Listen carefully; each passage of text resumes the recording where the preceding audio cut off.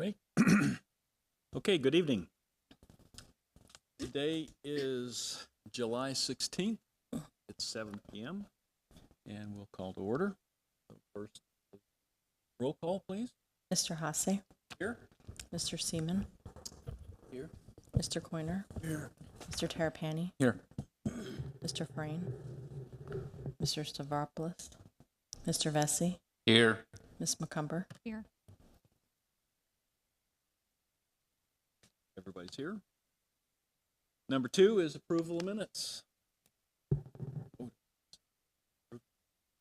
I make a motion to approve the minutes. Thank So you. moved. All in favor, say aye. Aye. Opposed? No? The approval of minutes is done. Next is number 3, quasi-judicial announcement and swearing in of speakers.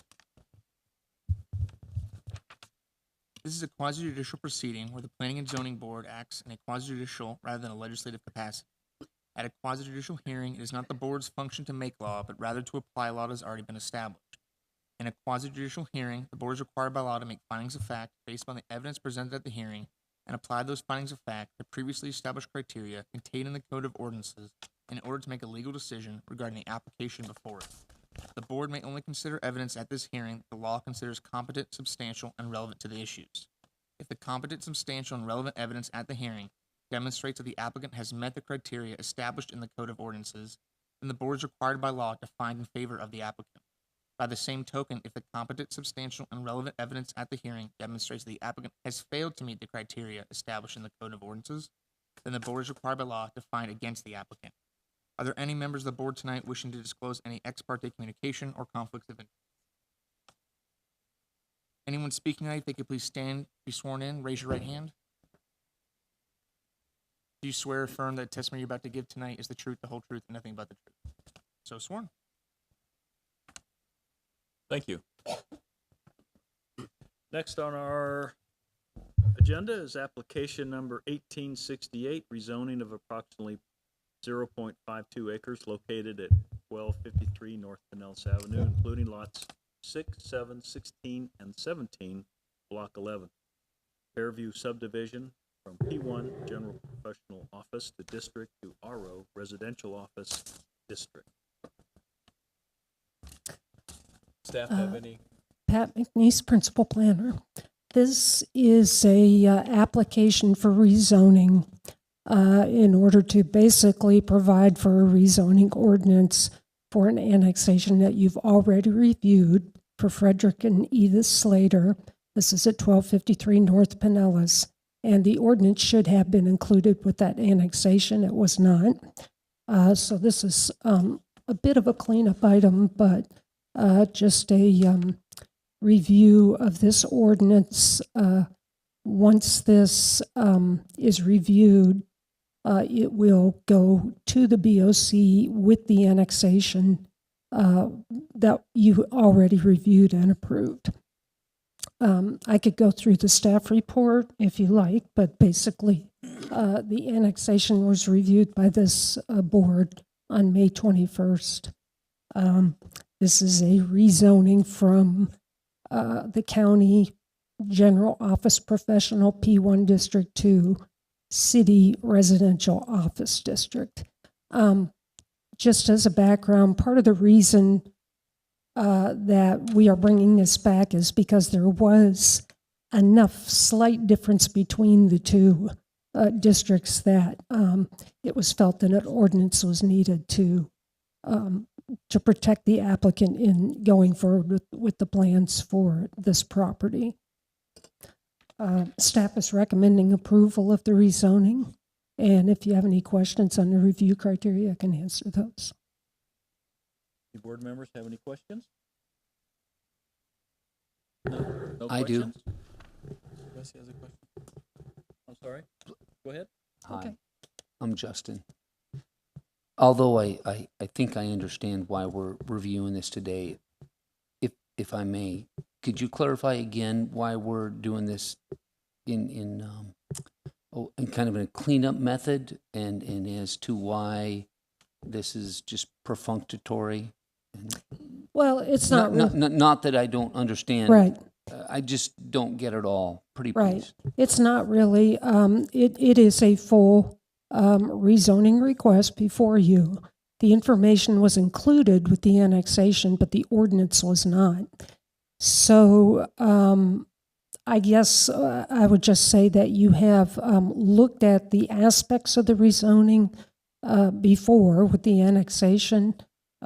This report fills in all those rezoning standards that you must review and provides for the ordinance.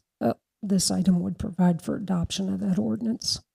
The biggest difference, and you've had annexations before where the difference in zoning doesn't warrant doing a rezoning ordinance. Those would be instances where the city's zoning and the county zoning either match, or the city zoning doesn't quite allow for as much as the county zoning, so it's the impact isn't there.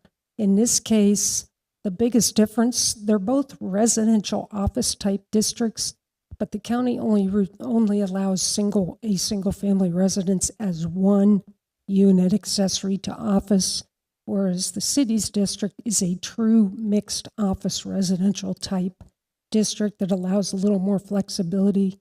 We wanted to be sure that the applicant was protected with an ordinance to be able to take full advantage of the city's zoning district. Thank you.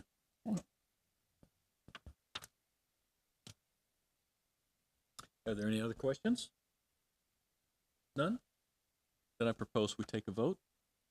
Do I hear a, go ahead? Yeah, we need to see if the applicant would like to speak. and then I'm public sorry. Is the applicant present? Is anyone here to represent him? No. All right. Then I propose that we take public comment. Excuse me. Anyone here in the public like to say something about this? All right. No. Then may I hear a proposal to approve this? Move to approve application 1868 for rezoning of 0.52 acres at 1253 North Pinellas Avenue. Second. Thank you. Is that Mr. Terrapini that seconded? Okay, thank you. Yes. Do I hear a vote, please? Ms. McCumber? Yes. Mr. Vesey? Yes. Mr. Terrapini? Yes. Mr. Coiner? Yes. Mr. Seaman? Yes. Mr. Hasse? Yes.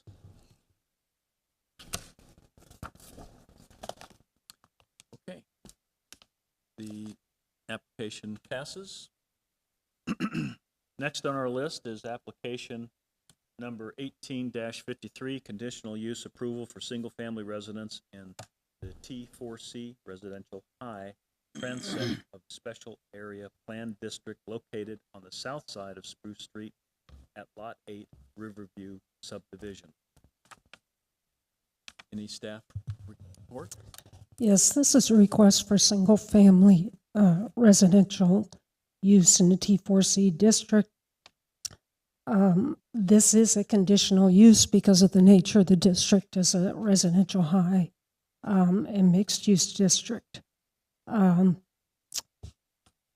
The proposed residence complies with the T4C district standards of the Transect Code. A couple of items that you may note in your packet and on the plans.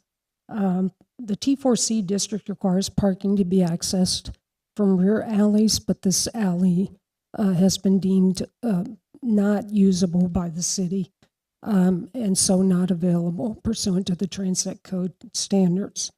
So the applicant is proposing to use the front of the property for the driveway, and this is substantially in character with the existing homes that are on that street. And the other item is the side setbacks, T4C, and the transit code in this case wants you to maximize the coverage of the lot with respect to side setbacks. There are some trees on the property that the applicant wishes to keep. And because of that, the side setbacks have been slightly relaxed on that. So those are two items in the design standards that staff looked at with this application. This is similar to other adjacent like uses and is consistent with the standards of the T4C district. It's consistent with the city's comprehensive plan. It is not located in historic districts or on an environmentally sensitive site. The use will fit the character of the neighborhood and will not adversely affect property values. And the city will be able to provide facilities for this use. Staff is recommending approval of Resolution 2018-13 with the condition that the conditional use will expire within 1 year of approval if a building permit is not issued for the property. And this item was provided with proper public notice. There were no responses received. Are there any questions? I have a couple. When you say proper notification of residents, is that still the 200 feet? Yes, 200 feet and posting of the property with a sign.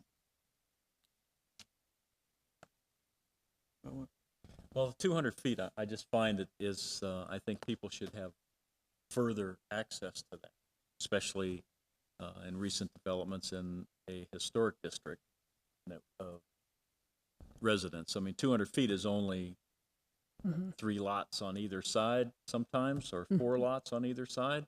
Right. And I understand that, but I'd still like to get that changed a little bit to a wider area. I don't know how we go about doing that, but that I'm okay with this on this case. But I just like to go on record that said I'm not happy with the 200 feet notification. And you also said something about because of the trees, there was a lax of the requirements. The side setbacks in this district call for a maximum setback of 5 feet for single family. I think that's something staff may want to look at for future. I'm not sure exactly. We did try to research the basis for that back with former staff and even the people that worked on this transit code. Couldn't come up with anything on that. But the transit code does allow some adjustments by warrant for purposes, like tree preservation. The proposed setbacks in this case are 7.5 feet on both sides, I believe. I'd have to double check. Yeah. Okay. All right. Thank you. So it's not a big difference, but yeah. And the applicant does meet the frontage build-out percentage required by the district. Any more questions? Go ahead, sir. Thank you. You said that the alley on the rear side of the property was deemed unusable, Yes. and I'm curious as to the city's process regarding deeming such a platted alley as unusable. Well, in each of these cases where the code requires that you use the alley, we do go take a look at it.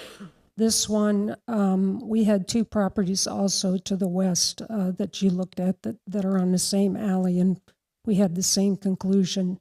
It's partially blocked at one end. Well, it's fully blocked at one end. It has some drainage infrastructure at the other end.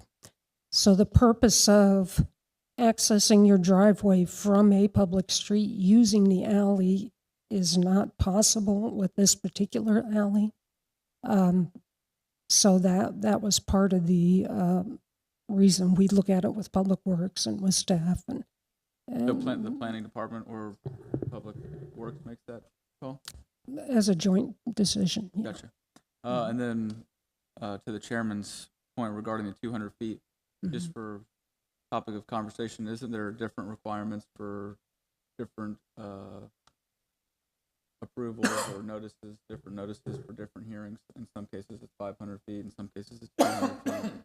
True or no? There are different, like, for example, this did not have to be a legal ad in the paper. I'm not aware of,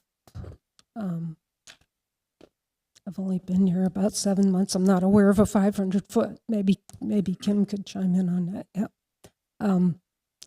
For anything that this board looks at. So, I mean, other jurisdictions and counties I've worked in I've seen all different ones, but yeah, 200 feet is what I've seen here so far. Thank you. Yeah. I have a question about now that the alleyway is deemed unusable, what happens to that space? Do the homeowners get to split that space? Or the Well, city it just has gives not up? been vacated. They can still use it. It just doesn't have to be, the applicant would not have to pave it and run a driveway off of it and have that be his sole vehicular means of access. But he can still use it. No one's requested vacation of the alley with this project. Thank you. I have a question. Who maintains that alleyway now that's not being used as an alleyway? It's not, well, I mean, it's not maintained. I mean, the property owners, I suppose, drive up and down it. Responsible for it? Well, it is city property, but it's not improved, so there's really technically nothing to maintain from the city's point of view. If it were paved like a street, that would be different. My other question is, does this committee feel strongly enough about the 200-foot setback to request that somebody do something about changing? Within our purview to do that? We've brought that up before, and unfortunately, we on the zoning commission can't change. We can request, I believe, and I think that's the commissioners that would end up having that. So I would certainly like to make a request that they review that 200 feet. I think in many cases, you know, when you only have 4 lots, there's a lot of things like in a historic district, for example, in the Fruit Bowl, as we call it, there was recently a okay to build a 2-story garage in the back that just doesn't fit in the neighborhood. Chair, just to, this would be improper to discuss this now with application pending. Right now, it's 200 feet, and that's what the law requires. Okay. And that's what's been done. But this board has the purview to request the city commission. They would be the ones that have to change any type of notice requirement. And do we do that through you then, or? Need to put it on the future agenda. Okay. Yeah, if you want to put on the future agenda a discussion item, noticing that, I would like and to then put that on, please. That would be fine. Thank you. Okay. My apologies for. So, any other questions? Yes, I have a couple questions, please. And the first one would be a bit of an education. It seems to me that there are 2 parts of this application that seem natural, which is the abandonment of the existing alley. Because hypothetically, once we grant one parcel the abandonment of the alley, that now everyone gets to abandon the alley. And once we grant the abandonment of the setbacks to the side, we're also granting every other property owner the abandonment of those things. My concern is, it appears that perhaps the zoning or planning rules that were established for this particular section of our parcel, and this is where I might need some education, were designed so that it was a higher density, and in fact, it required the use of said alley. And that thus this decision to grant said thing, which seems perfectly reasonable right now, might set in motion a complete change in how these properties are actually supposed to be used. Perhaps that although a single family with 7.5-foot setbacks to reserve the trees seems like a terrific idea, and it's unfortunate that the alley is not maintained per the way that it should be, is not our challenge. Is that our current zoning and planning needs to follow why these rules were laid out. They want a certain higher density and the alley to be used to take advantage of how this was done. And that perhaps we are revisiting a decision that was already made. And as soon as we establish this, we've established precedent for the rest of the properties here that are undeveloped. Just my thoughts. Perhaps you can give me some more insight on that. With respect to the alley, we are not, well, you say the abandonment of the alley. The alley is not being vacated, and we have required rear access to alley pursuant to the Transit Code when the alley is available. That's what the code says. Available means they've got to be able to get in and out. Emergency vehicles, all those things have to be able to get in and out and get into that driveway if they need to. Right now, this alley doesn't accommodate that. That's why the Transit Code gives that as an out, as it were. With respect to the setbacks, and again, the maintenance would be, if this were an improved paved alley, then it would be maintained as such, but it was never improved. With respect to the setbacks, I mean, you're right. This is a district designed or that wants higher density, right? Right now, the applicant is proposing a lower density because that's what he can do. That's what's viable for his property. But that's why it's a conditional use. So the applicant is on notice that, yes, I can build a single family if it's approved conditionally, but I might have higher density around me. On the other hand, the district is on notice, like you're saying, that we want higher density, but we'll consider this single family home as a conditional use if we think it meets the test. So that's why it is a conditional use before you. I don't know if that helps. I think it does to a limited degree. Why are we giving them a pass on the alley, and why isn't the alley being improved to its intended use?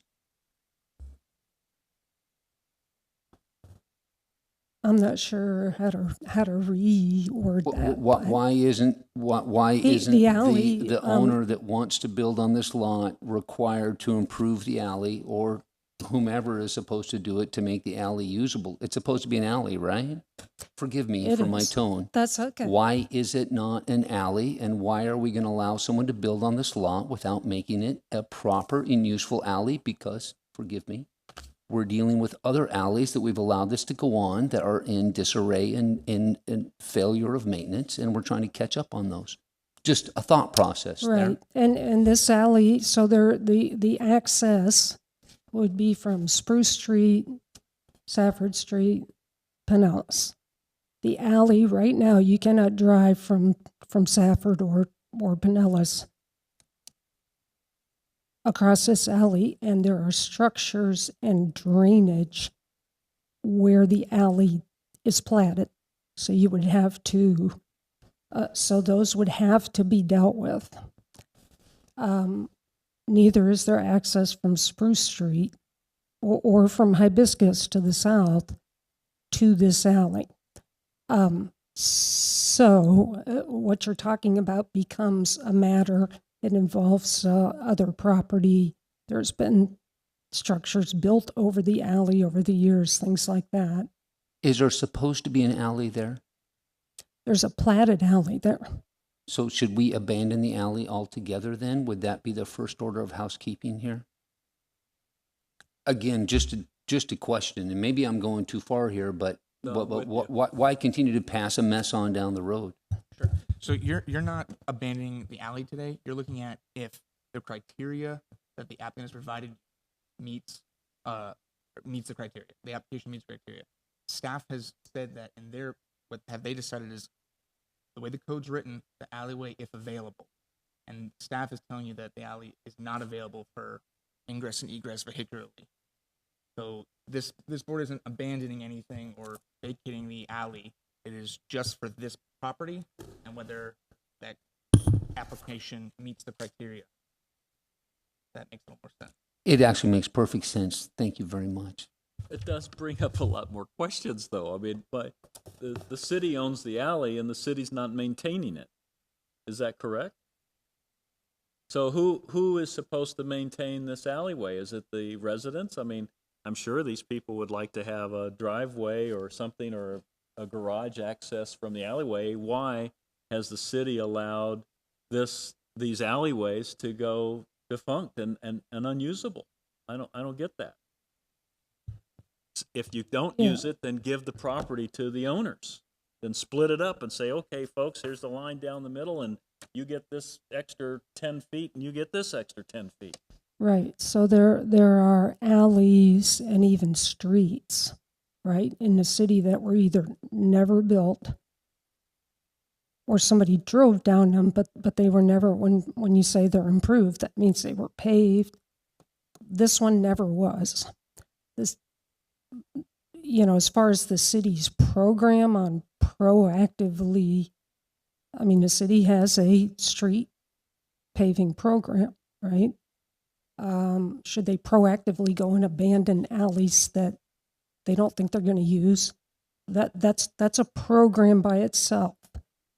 This code, in your land development code, requires when someone builds a home to pave the street or pave the alley. That's how the city gets that done. Those types of decisions come up when somebody requests a home. A vacation comes up when somebody requests a vacation. So the city, when these things, when someone is interested in developing near a right-of-way, that's when these questions come up, and that's when the city can deal with it. Who do we, separate from what the applicant is applying for, but this makes me want to ask a lot more questions. So who would that be that I would talk to about that? Who would handle these alleyways? Public Works Okay, Department. Chairman, may I ask another question? go ahead. Thank you. So it seems to me this application is a perfect example of why we exist, is that there's been a request put in front of us that brings to light a underlying sleeping issue of the fact that we have these alleyways, whether they're needed or not, or improved or not, in this case not improved, but we're about to grant a gift. And if I use your words correctly, forgive me if I don't, that the purpose of the application is so that someone that does grant such a request may in fact have to improve said alley.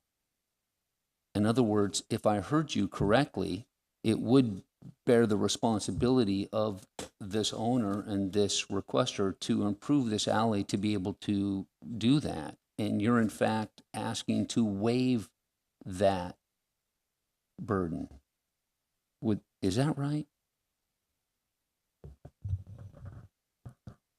Yes, the owner does not have to improve the alley if the driveway is not going to access the alley. And if I may ask again, currently the way that our code and ordinances are written, that otherwise they should be required to improve that alley that doesn't exist. Is that right?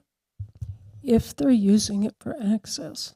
Excellent. Yes. So in other words, if we were to approve this application, we are in fact allowing this particular applicant not to have to do what is currently on our code and ordinances, which was the whole purpose of them, which is if it's to be used, it's to be improved. Maybe my words are right. Yes or no? Let me ask a question about that. If it's my understanding that the requirement would be, at least in other cities that I've dealt with this, would be to improve their very small portion to the center correct. line and from lot line to lot line, which would accomplish absolutely nothing if all the other properties weren't doing the same. That's correct. Maybe I assumed you I shouldn't have assumed, but yes, it's adjacent to their property. That's the portion that they would have to improve. So in this case, or in any case along this alley, you'd have pieces of pavement, and you'd still have to resolve the issue of access on that alley. And that's what the city looks at when they go to evaluate these against this code. We've got to look at it for the entire alley, and if each owner was to pave their portion, could they do that? Is that viable? And in the spirit of pulling it just all together and being the last time that I speak, so thank you for your patience. And I understand that their last comment is that I'm not concerned whether or not they improve the alley or not, and that's not what I'm at. Is either we need to own it or dissolve it, because otherwise, I'm just kind of a long-term thinker. We're going to get the pleasure of dealing with this for every home within this entire section, is that the city or the planning and zoning board, it's our business and it's our good management to make good decisions about these long-term. And so this is a great opportunity to clean this up and either get rid of it or use it, one and or the other. And then I'll quietly quit talking about this. Thank you so much for your time. Mr. Terrapini, you had a question? Yeah, thank you. Within the conditional use application, is there, in a nutshell, I mean, I see the backup presented by staff, and I see the mention in the alley when such are available. But within this conditional use application, what exactly is the applicant asking for? What are we granting him? Is there anything that says out of the ordinary we're not requiring him to use the alley? I mean, what's the purpose of the conditional use application? Basically to allow him to build a single family house, right? Yes, And then that's we're giving related to exception the the side use. setback. Yeah. If I he mean- didn't need the conditional use application, would there be any discussion at this board regarding the alley? No. I mean, don't take that the wrong way, but I'm just saying, he doesn't even need our approval to use the alley or not. He's here to say, can I build a single family house or not? Right? But I think the point is that it brought up some questions for us. Sure, no, it's all good. It's So all we're good just having a discussion. discussion about that. But yes, you're right, that it has nothing to do with his application. But any further questions? No, thank you. I have one. Is it only side setbacks, or is there something from the Spruce Street that's different? Or is that the normal? Only the side setback. And just one more point, Yes. if you don't mind. It's in this district, it's a maximum. So it's not as if the application was reversed and you have two property owners and the guy says, hey, I want to build into my setback and I want to build 2 feet from my neighbor's house. He's asked, there's a maximum versus a minimum, which minimums are generally all over town, but you're in the special area plan, so it's a maximum, so it's a little bit different. I mean, if he was saying, hey, I want to build right up to my neighbor's wall, we probably wouldn't give him that. My thought was if he was, moving up closer to Spruce, and then at some point the alleyway became available and everybody moved their house. The front setback. That yeah. was my question. Sure. If it was the front or not the side. I think the front's the same thing. They encourage you to hold it closer to the street. Right. For the porch, Right? yeah. Okay, any more questions? None.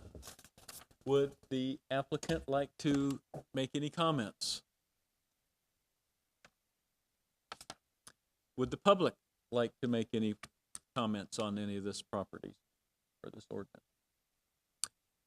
Okay, so at this point, I would like to ask for a motion to pass. Motion to approve. Terrapini. Second. Second. We take a vote, please. Second. Thank you. Ms. McCumber, Yes. Mr. Vesey, Yes. Mr. Terrapini, Yes. Mr. Coiner, Yes. Mr. Seaman, Yes. Mr. Hasse. Yes. Good. Motion passes. Next on the list is applicant number 1857, conditional use approval for 2 single-family residences in a T4A residential high transect of the special area planned district located on the north side of East Orange Street and the easterly and westerly portions of Lot 4, Block 63, Tarpon Springs official map in the T4A Transect Code District. Does the staff have any comments? Yes, so this is another proposal for single-family construction in the T4A district, located on the north side of Orange Street. This is in the downtown character district, and it's right on the border of the downtown and uptown character districts.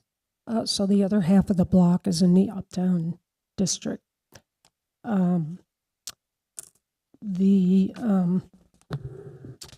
Each of the two residences comply with all of the performance standards of the T4A district.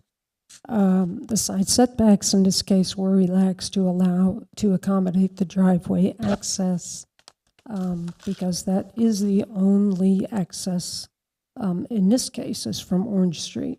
And the applicant has designed the property to have the parking in the garage behind the primary structure, so it's hidden. The driveway is basically a single car wide, so it's minimal driveway. So that helps with the design of this particular property. This proposed use is consistent with the city's comprehensive plan. This property is located in the city's National Register and local historic districts. And this structure, or both of the structures proposed, were reviewed and approved by the city's Heritage Preservation Board for compliance with those historic district standards in January. And the use is not proposed on an environmentally sensitive site.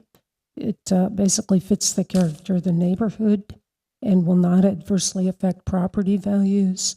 And the city can serve this site with public facilities.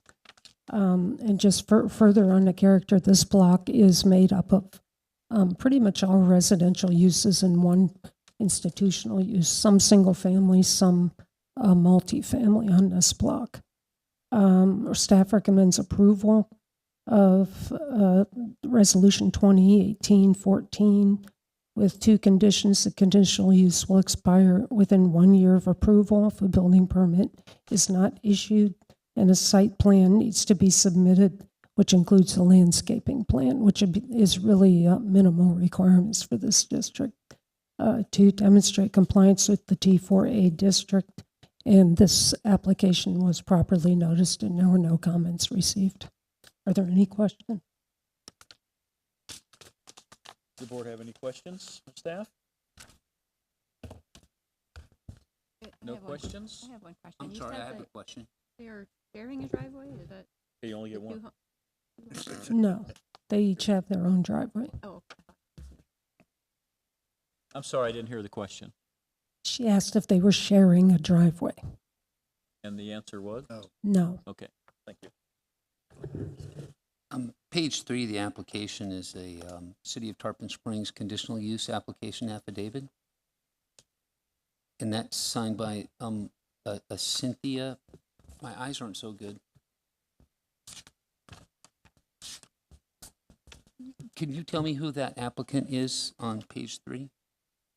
Okay, we do have an affidavit that's in your packet that names Cynthia Terrapini as their agent. We did receive a new affidavit this evening naming Mark McConey as the agent, also the owner, I believe, but you can speak to that. So we do have. Does said Cynthia Terrapini have a relationship to our current board member, Mr. Terrapini? You addressing me or them? I was actually addressing her. I'd like to. Maybe it's a really common name. It just struck me as odd. Right. Yeah, that's relation to me. So, do we have a board member that has got a spouse or relative that is making a submission to the board? I could be wrong. That just seems a little bit odd to me. So I guess my question is, yes. My first question is that a member? And then second to our council, is that create an issue that maybe we should discuss? Council, do you have an answer for that? I mean, I one's a fact-based question that I'm not able to answer. I can answer the legal question. I'm not sure about the relation, and I'm not sure if that person is the applicant. It sounded that staff said that. So it sounds, and then it sounds like there's a new affidavit that changes the agent that was submitted. So it sounds like that this Cynthia Terrapini is no longer the agent on the application as of a new affidavit. And that's the one that I have in my application. It's sitting right here on my desk. If there was one that was received, can we show the rest of the board? And forgive me, it just strikes me as odd. If my memory serves, and please if I go on, according to my package that I've read several times while I sit here quietly on Florida state sunshine law, that I'm certain that there's a page that describes the fact that we're not supposed to have, thank you. Excuse me, I hate to interrupt, but how about if we just ask Mr. Terrapini to recluse himself from this particular vote? And that would probably solve the problem. And do we have enough then to a quorum here that we can pass Yes, we this do. or not? Yeah. Okay.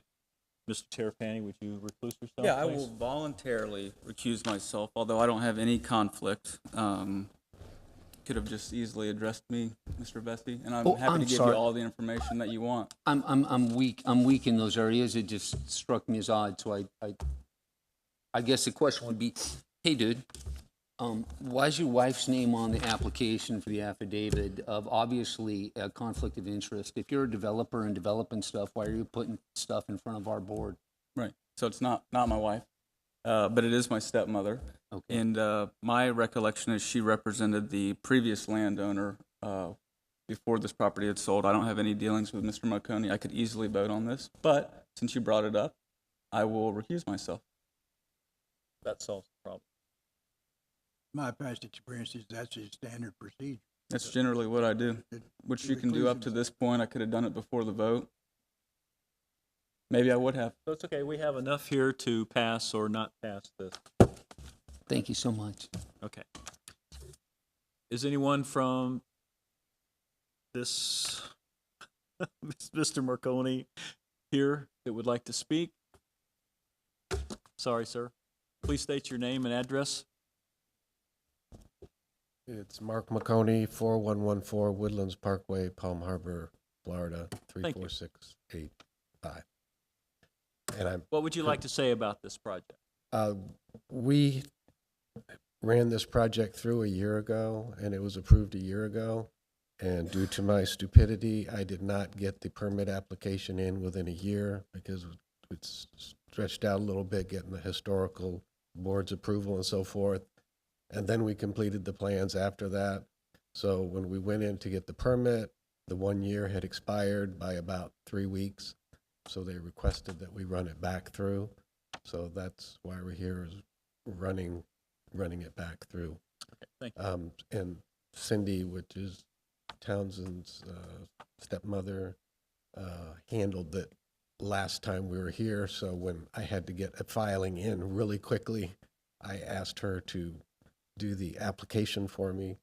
And then my son and myself took over the attending the meetings here. So that was the extent of her involvement in it. It was just preparing the new application because she had done the old application, and I only had a couple of days to get it in. So I asked her to do that.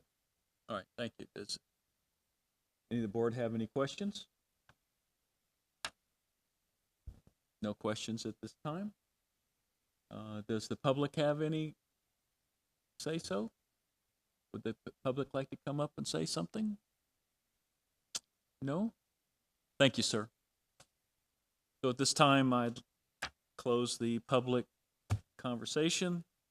Board members, do I hear a proposal to? I move we approve the application 18-57. Do I hear a second? I'll second. Thank you. Take a vote, please. Ms. McCumber, Yes. Mr. Vesey, Yes. Mr. Coiner, Yes. Mr. Seaman, Yes. Mr. Hasse. Yes. Motion carries. Approved. Moving on. Number 7, staff comments. Thank you, gentlemen. No comments. No comments. Any comments from the board? Only concern or question is, when is the appropriate time to bring up some of the subjects we discussed tonight? The 200 feet? 200, That's a good question. So who do we bring that up to? And I guess we've made mention that we'll bring it up again, but what happens from that point? Well, my recommendation would be to add it to your agenda item so it's properly noticed. So if anyone else from the public wishes to speak on it, at least then they would have it on their agenda as well. Then you can discuss it. I'll have to go back into your codes to refer to every section that mentions the public notice. But typically what you would do is the proper channels would be, as a board, you can address the city manager, and the city manager can bring it to the full commission. Okay. And then it's their purview to, they would most likely, and like I said, I didn't go back through all the code, most likely have to make an amendment to the code if that's the way. All right. need a motion for that? Motion for what? To, Sorry. to move in that direction. No, you can put it on your discussion item, and then you can discuss it, and then you by consensus decide what you want to send to the city manager. And you can do that through staff. That's usually a roundabout way, but that's usually the chain. Okay. Staff, as a board consensus, you would need a motion. You would bring it to staff. Staff would bring it to city manager. City manager would then bring it to the board commission. So do we have that on our next agenda? Okay, that's good. Can I ask a question? Sure. As I understand it, is the idea or that the 200-foot notice rule is insufficient? Is that what it is? That it should just be, it should be much broader so everyone can get an input in that? I've been on this board a couple of times and people have brought that up, like, I didn't even get a notice. And they're like the 4th house down from this one place. And 200 feet is nothing. I mean, you need to broaden that up a little bit, especially if you're in a historic district. I would think that the entire historic district should have a vote in what's going to happen in their historic district, instead of just 4 houses down the road. And that's why I want to widen this area a little bit. And So if we were to have a proper discussion on that, would it be appropriate to ask for staff to present perhaps what other municipalities or research on what is or not appropriate in other places? That way we have something to work off of, because if you're like me, I don't know the. I think that would be an excellent starting point, I think, because a lot of other people have already been through it, and it's probably not a simple situation where we say 200 feet to 500 feet, because that doesn't fit every situation. No. It needs to be a situational thing where very minor things probably don't need to be noticed any more than what they already are. Gentlemen, I believe this stuff would be good to talk about discussion. okay? Yeah. Thank you. So we move on to number 9, adjournment. Move we adjourn. Do I hear a second? Second. All in favor, say aye. Opposed? Aye. Done. We're out of here. Thank you. Do you want me to take your packet? For discussion. Recycle it? As long as it gets recycled. Not that